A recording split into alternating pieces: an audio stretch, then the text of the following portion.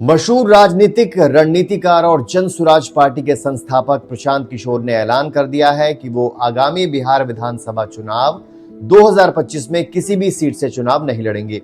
ये फैसला कई लोगों के लिए चौंकाने वाला है, क्योंकि पहले उनकी राघोपुर या करगहर सीट से लड़ने की जोरदार अटकलें लग रही थी, लेकिन क्यों लिया उन्होंने ये यू टर्न? क्या है इसके पीछे की रणनीति? आइए इस खबर को डिटेल में जानते हैं। सबसे पहले थोड़ा बैकग्राउंड जान लीजिए। प्रशांत किशोर, जिन्हें सब पीके के नाम से जानते हैं, कभी राजनीतिक कंसल्टेंट थे।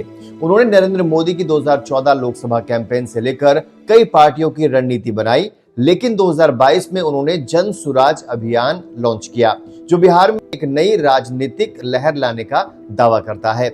जन सुराज पार्टी ने बिहार चुनाव के लिए 243 में से 65 सीटों पर उम्मीदवारों की पहली लिस्ट जारी की है। इसमें राघोपुर से चंचल सिंह को टिकट दिया गया है, जबकि पहले पीके के यहां से लड़ने की चर्चा थी। इसी तरह उनके गृह क्षेत्र करगहर से रितेश पांडे को चुना गया।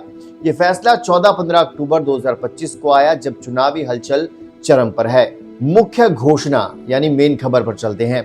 पीके ने खुद पीटीआई को दिए इंटरव्यू में साफ कहा, जन सुराज ने तय किया है कि मुझे संगठनात्मक काम पर फोकस करना चाहिए, इसलिए मैं उम्मीदवार के तौर पर चुनाव नहीं लड़ूंगा। उन्होंने कहा कि अगर वो चुनाव लड़ते तो 4-5 दिन का नुकसान होता, जो पार्टी के दूसरे उम्मीदवारों को चोट पहुंचा सकता था। यह ऐलान तब आया जब बिहार में एनडीए यानी नीतीश कुमार की जेडीयू बीजेपी गठबंधन और महागठबंधन यानी आरजेडी कांग्रेस के बीच कांटे की टक्कर चल रही है। पीके ने कहा कि उनकी पार्टी सिर्फ सत्ता के लिए नहीं, बल्कि बिहार के सिस्टम को बदलने के लिए लड़ रही है। कारण और रणनीति समझते हैं। पार्टी के हित में फैसला। पीके का कहना है कि चुनाव लड़ने से उनके पास पहले से चल रहे काम रुक जाएंगे, जैसे पार्टी को मजबूत बनाना और सड़क पर आंदोलन चलाना। विश्लेषकों का मानना है कि ये रणनीतिक कदम है, ताकि संसाधन बिखरे नहीं और नए उम्मीदवारों को मजबूत सपोर्ट मिले। राजनीतिक जोखिम से बचाव है। अगर पीके राघोपुर से लड़ते तो तेजस्वी यादव के खिलाफ सीधा मुकाबला होता, जो आरजेडी का गढ़ है। हारने पर उनकी इमेज को झटका लग सकता था। इसी तरह मुख्यमंत्री चेहरा बनने का दबाव भी बढ़ जाता। संजय सिंह जैसे विश्लेषक कहते हैं कि पीके ने जातिगत समीकरणों और जोखिम से बचने के लिए ये कदम उठाया। बिहार की राजनीति पर नजर।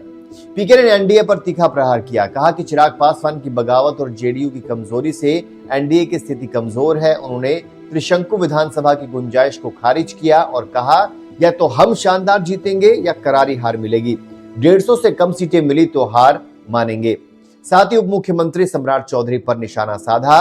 तारापुर से हमारा डॉक्टर कैंडिडेट 7वीं फेल चौधरी को हराएगा। नीतीश कुमार की वापसी को भी असंभव बताया पीके ने।